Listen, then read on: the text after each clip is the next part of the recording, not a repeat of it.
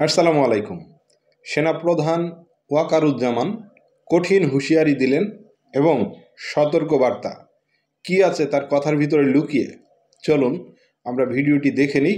আজকের ভিডিওর credit Jamuna TV. ভিডিওটি শেয়ার করবেন আর নতুন হলে চ্যানেলটি সাবস্ক্রাইব করতে ভুলবেন না। তাহলে আমরা ভিডিওটি দেখে নিই। আমি আপনাদের সতর্ক করে দিচ্ছি, পরে বলবেন যে আমি সতর্ক করিনি। আমি আপনাদের সতর্ক করে দিচ্ছি।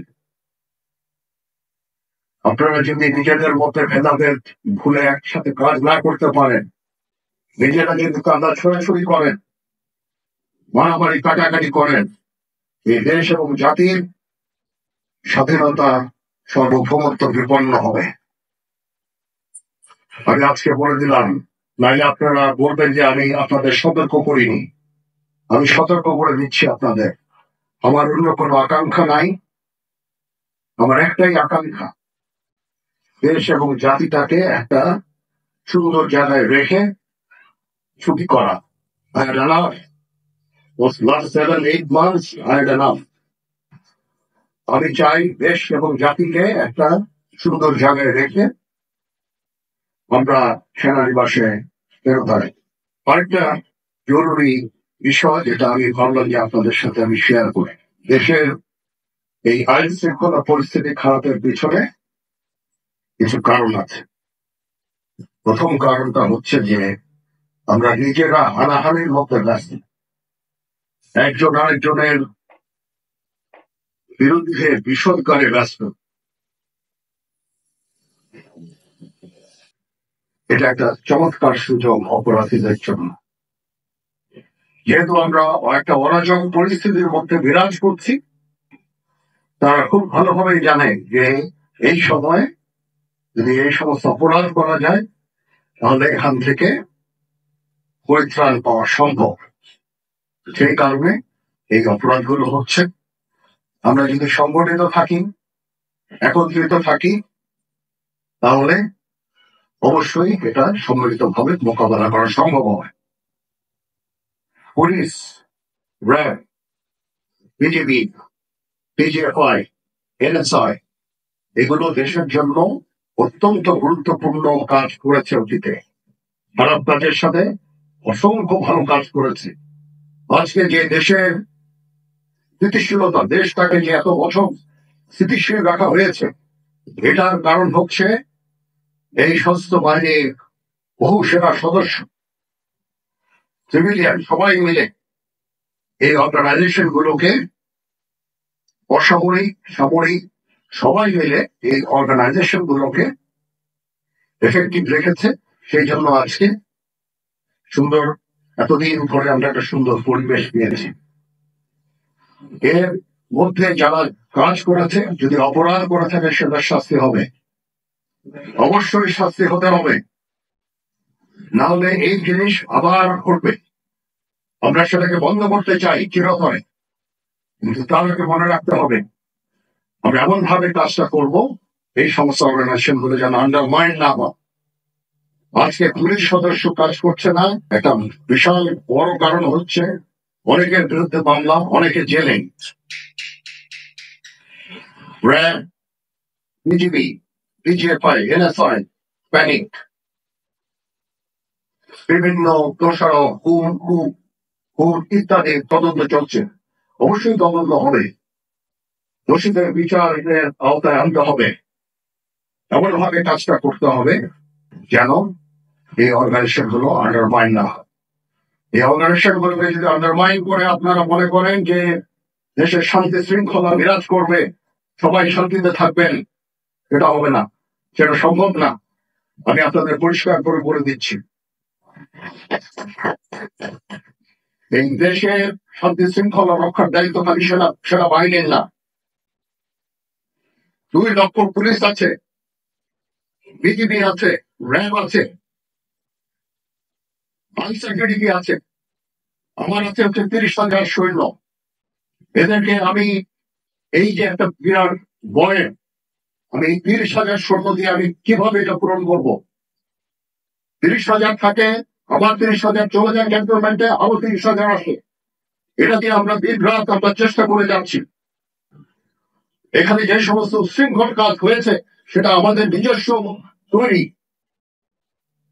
এলো স্যামগন ট্রিঙ্কেল বেরি প্যান্ট ডাইপার, যা সোনামণিকে রাখে স্বস্তিতে, শুরুটা হোক যত্নে। এটা আমাদের নিজস্ব ম্যানুফ্যাকচার, আমরা নিজস্ব এইগুলো তৈরি করেছি। এই বিপরীতমুখী কাজ করলে দেশে কখনো শান্তি শৃঙ্খলা আসবে না। এই জিনিসটা আপনাদের মনে রাখতে হবে। তদন্ত কমিশন হচ্ছে আমাদের সর্বদা আমরা চেষ্টা করব তদন্ত কমিশনকে সহায়তা করতে। যে ধরনের সাহায্য সহযোগিতার প্রয়োজন হয় আমরা করব।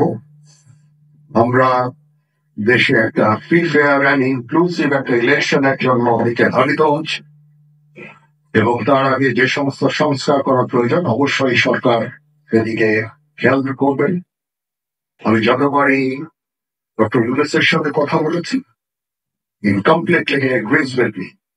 There should be free, fair and inclusive election, and the election should be within December or close to that. যেটা আমি প্রথমেই বলেছিলাম যে 18 মাসের মধ্যে একটা ইলেকশন। আমার মনে হয় যে সরকার সেদিকেই ধাবিত হচ্ছে। ডক্টর ইউনুস যথাসাধ্য চেষ্টা করে যাচ্ছেন এই দেশটাকে ইউনাইটেড রাখতে, কাজ করে যাচ্ছে বলে ওনাকে আমাদের সাহায্য করতে হবে। উনি যেন সফল হতে পারেন সেই দিকে আমরা সবাই চেষ্টা করব। আমরা একসাথে ইনশাআল্লাহ কাজ করে যাব। আসলে আমরা নিজেদের মধ্যে মারামারি কাটাকাটি না করে আমরা ইউনাইট আওয়ারসেলফ, দেশ জাতি যেন একসাথে থাকতে পারি সেদিকে আমাদের কাজ করতে হবে। আমাদের মধ্যে মতের বিরোধ থাকতে পারে, চিন্তা চেতনার বিরোধ থাকতে পারে, কিন্তু দিন শেষে যেন আমরা সবাই দেশ এবং জাতির দিকে খেয়াল করে আমরা যেন এক থাকতে পারি। তাহলে এই দেশটা উন্নত হবে, এই দেশটা সঠিক পথে পরিচালিত হবে। না হলে আমরা আরো সমস্যার মধ্যে পড়তে যাব। বিশ্বাস করে ওইদিকে আমরা যেতে চাই না। আমি আপনাদের সতর্ক করে দিচ্ছি। পরে বলবেন যে আমি সতর্ক করিনি, আমি আপনাদের সতর্ক করে দিচ্ছি। আপনারা যদি নিজেদের মধ্যে ভেদাভেদ ভুলে একসাথে কাজ না করতে পারেন, নিজেরা যদি কাদা ছড়াছড়ি করেন, মারামারি কাটাকাটি করেন, এই দেশ এবং জাতির স্বাধীনতা সার্বভৌমত্ব বিপন্ন হবে। আমি আজকে বলে দিলাম, নাইলে আপনারা বলবেন যে আমি আপনাদের সতর্ক করিনি। আমি সতর্ক করে দিচ্ছি আপনাদের। এই দেশ সুখে শান্তিতে থাকতে চাই, আমরা চাই না হানাহানি কাটাকাটি মারামারি। সে উদ্দেশ্যে আমি কাজ করে যাচ্ছি, আমরা কাজ করে যাচ্ছি। আমাদের সেনাবাহিনীর প্রতি আক্রমণ করেন না। একটা